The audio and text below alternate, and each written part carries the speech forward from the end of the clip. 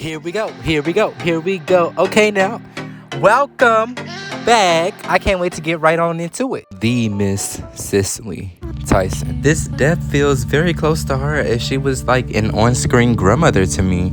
Her legend will live on, though, through her masterpieces. I'll never forget the first movie I watched of her was the autobiography of Miss Mary Jane Pittman.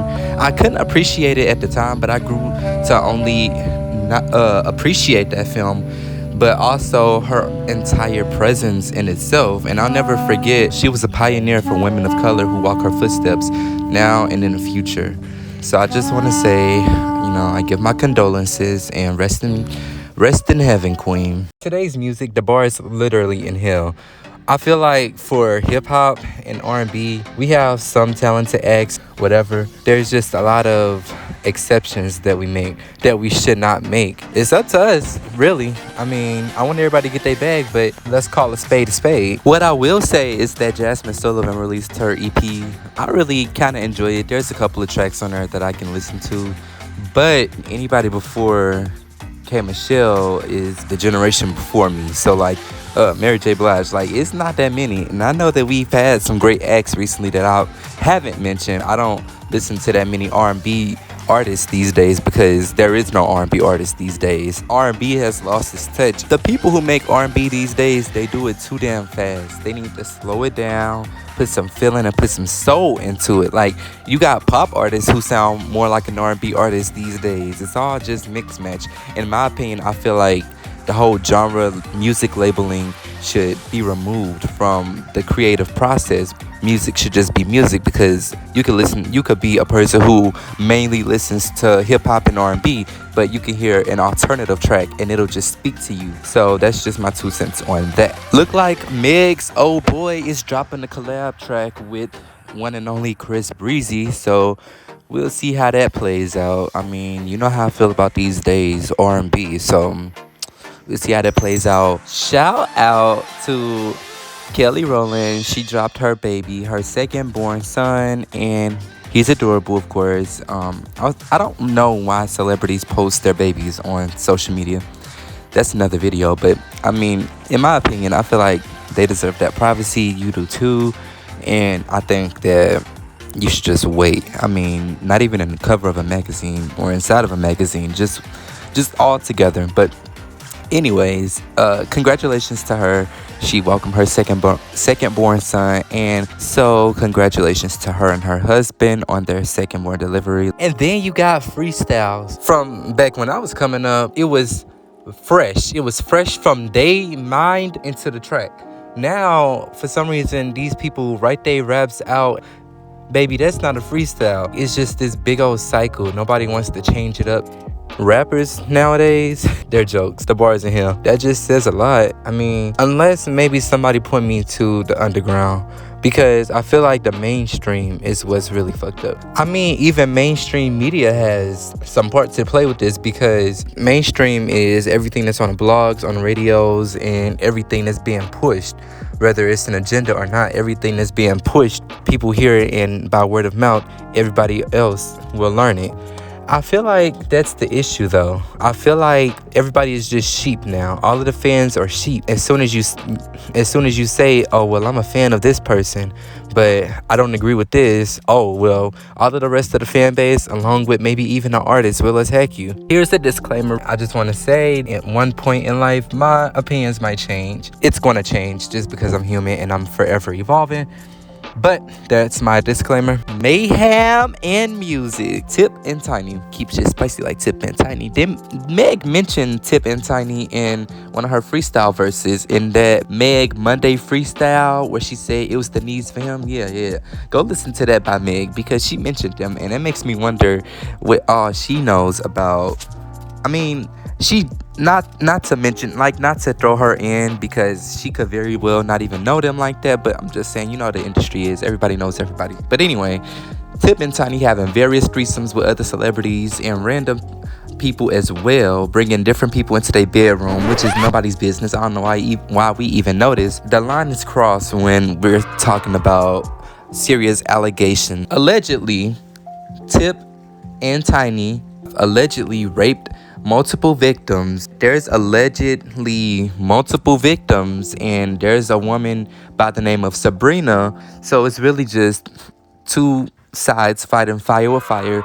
Tip has went on his Instagram to make a video. Now, Iggy Azalea allegedly insinuates Tip with a cryptic tweet. I'm wondering why she said women tiptoe. I really feel like Iggy Azalea has some type of horse in his race. I'm not sure exactly, but I'm sure it will come out. Or maybe it won't. Tiny is friends with Candy.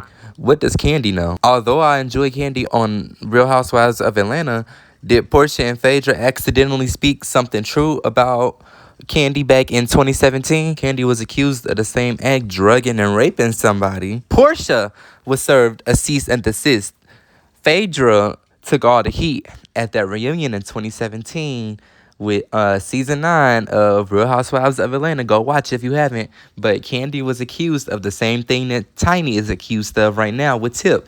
So this just makes me think, because if you notice, allegedly, Todd says who he wants. Candy makes the move and brings him to the bedroom. That sounds quite familiar with what I'm hearing about this alleged Tip and Tiny situation. I find it quite odd that Ty had his eyes set on Portia, and then next thing you know, Candy and Portia are tongue kissing. And what you mean your own experience? I was there. Basically, it was late. It was an after-hour spot. So everybody's dancing, right? No, like she was in front of me. He was behind me. She kissed me. It was tongue. Oh, that thing was hot. And then she told me she wanted to eat my till I came. What the f***? Who said that? She and I have shared a secret that nobody else knew. Next thing you know, Portia is accusing Candy that Candy was going to drug and rape her. Where would she even get that from? I mean, allegedly it came from Phaedra, which allegedly Phaedra said it came from one of the producers who told her to do it. Shady back behind the scenes. Speaking of Candy and Housewives of Atlanta, what's up with Miss Kenya Moore less than after newbie Toya Ali? Anyways, January 29th of 2021, Tip and Tiny released a statement. Tip even went on to make a video on his Instagram, which I told you before. Watch Tip's response video, and I'm going to come back. So, as y'all could probably guess or imagine, it's been extremely difficult for me to remain quiet in light of all the things that have transpired and all of the egregious allegations that's been tossed around about me and my wife. But it's a reason for that, and I don't mind sharing it. You see, if a person does not have any right to criminally or civilly have you in court, they have no right. The best thing they could do is get you for a defamation suit, drag you in court, make you pay their legal bills, but get you in court. Now, I mean, at this point, man, it's at the point where that don't even matter to me no more, okay? But that's the motive, that's the strategy, that's the intention. Say a whole bunch of false stuff about you that get people to believe and make them come out and say, they're a liar, they're a liar, they're a liar.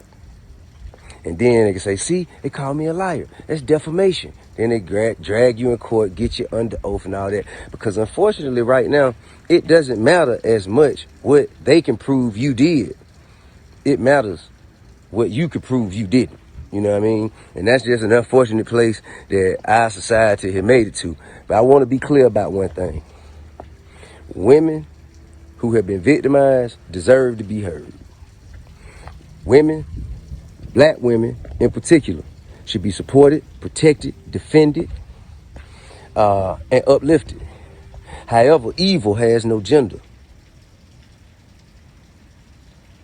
People with evil intentions have no gender. A threat comes in all shapes and sizes. I would never treat a woman the same way I would treat a threat. All right? So I think that has to be distinguished. First and foremost, I want to say my wife is a beautiful person with an amazing spirit and a kind heart. She's a devoted mother, and she has a humble soul. She don't deserve it. She don't deserve it. Now, what we not gonna do is open up the door to my bedroom, as you shouldn't have to either. Open up the door to my bedroom for everybody to come in and chime in and make their opinions about what we do and don't do or should or shouldn't do. But I will say this. Whatever we ever have done has been done with consensual adults who into what we into and like what we like. If we want something, we know exactly where to go to get it. We ain't never forced nobody. We ain't never drugged nobody against their will. We ain't never held nobody against their will. We ain't never made nobody do anything. We ain't never trafficked anything. Well, sexually trafficked anything. I ain't never raped nobody. Never raped nobody. Also, I'm gonna tell you what's factual. Tell you what's factual. There have been fake stories put up that blog sites anonymously sent to this person. Blog sites anonymously sent fake stories to this person, and the person posted it as though it was a victim, that they were sure that it was a victim and it has been victimized. And what this does is it dismantles the mechanism that women have created for themselves. You can't weaponize something with baseless claims. These are not stories of actual events. They're not. And I have proof of that. And that's why I said it. I have proof of that. I have proof of people who have gone on live with this person and they later said, man, I just wanted some clout. That's why I can't believe they actually posted that shit. I just wanted some clout. So this is what we're dealing with, man. This is what we're dealing with. And also I pose you a question. How you gonna be a victim and an attacker at the same time? How are you being victimized if you are violently attacking someone? Women who have been victimized deserve to be heard. They deserve to feel comfortable and confident. They deserve to feel supported. And that's supposed to get them to a place where they can show their face and say, this is what happened to me. This is who did it. And so the necessary steps can follow. This is not that. This is not that.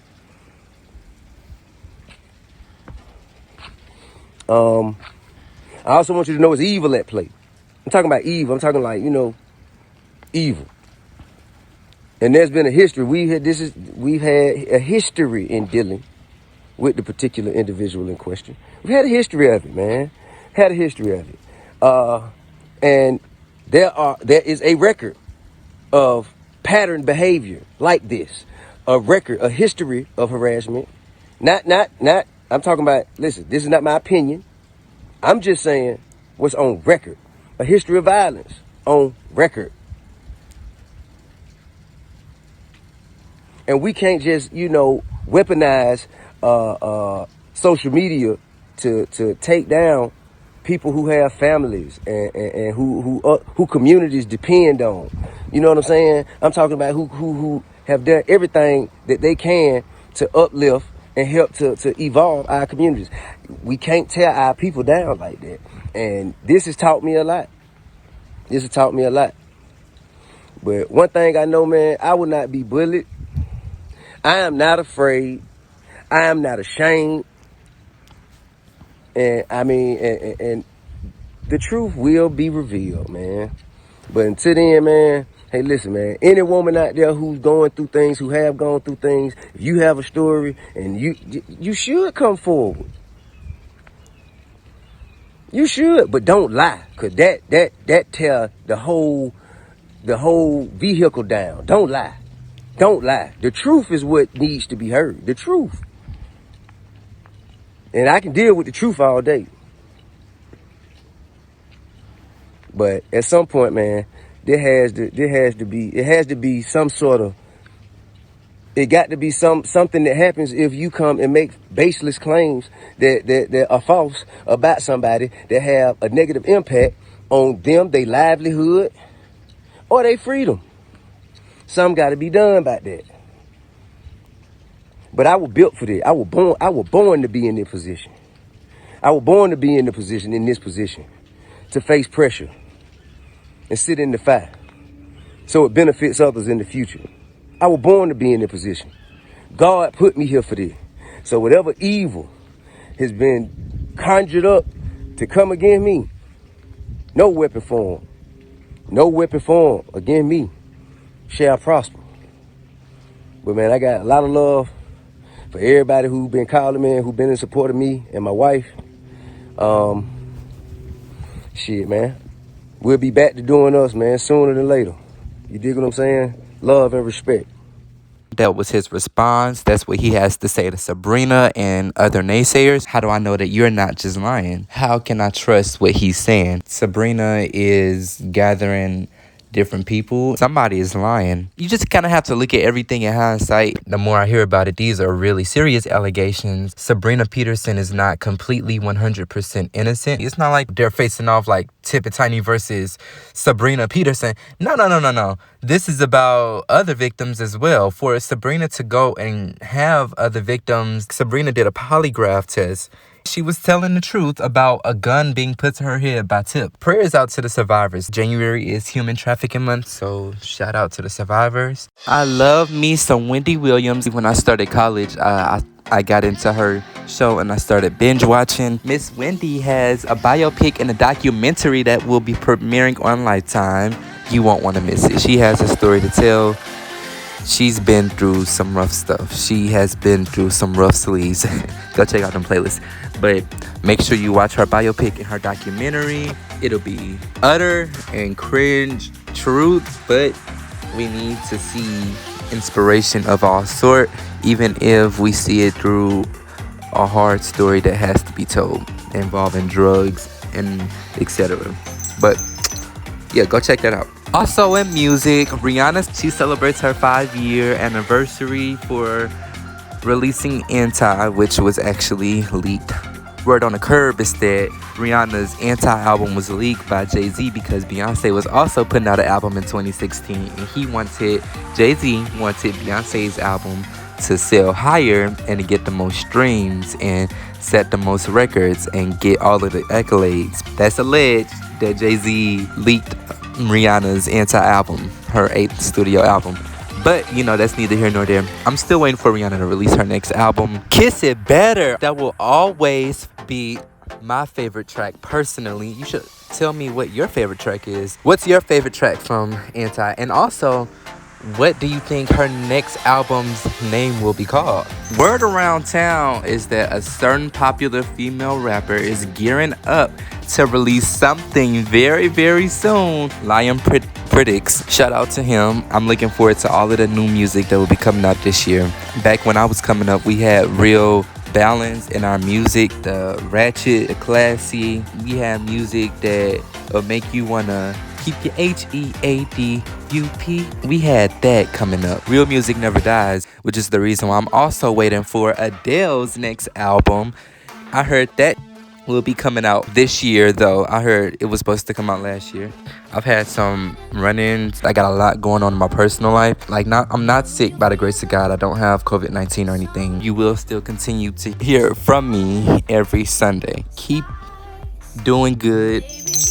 As I bring this episode to a close, regardless if you're religious or not, just always try your best to be a good person. Ashanti's new song that she released, I Want You 235, was amazing. That versus battle between Keisha versus Ashanti, it was hot trash. The music is what matters, and the music really hit though. I feel like if Keisha had only set her tail down in that chair, she wasn't really late, but she just didn't sit down in front of the camera. So to us, it looked like she was late. As she explained on her Instagram live, she says she didn't want to sit down due to technical issues. Keisha Cole's catalog won, but in the verses, Ashanti was there. Ashanti had the better spirit, better energy. Ashanti won, unfortunately. But her new song, Ashanti new song, I Want You 235, is banging. Keisha has this new single she's about to put out. She's about to put out her 8th album. I'm very much looking forward to it. Cannot wait to hear what Keisha been in the lab cooking up. I love me some Keisha Cole. I love Ashanti. It feels really good to have new music from the both of them. Ashanti's new video slaps. You know what I will say about Ashanti's new single that she released? She got bomb vocals. Her vocals sound just as good as when she sung for J-Lo all of them times, all them years back. I'm still waiting for my good girl Barty to drop a single, a EP or something. You know, let us know you still alive in the industry. As I was recording, I go on Twitter and I see that Cardi B is coming. It's trending. I'm pretty sure tomorrow, February 1st, Barty will be dropping something. I'm looking forward to it. All right, stay safe, stay blessed. Watch new Majestic MJ every Sunday night. Stay safe, stay blessed, and more than anything, stay tuned.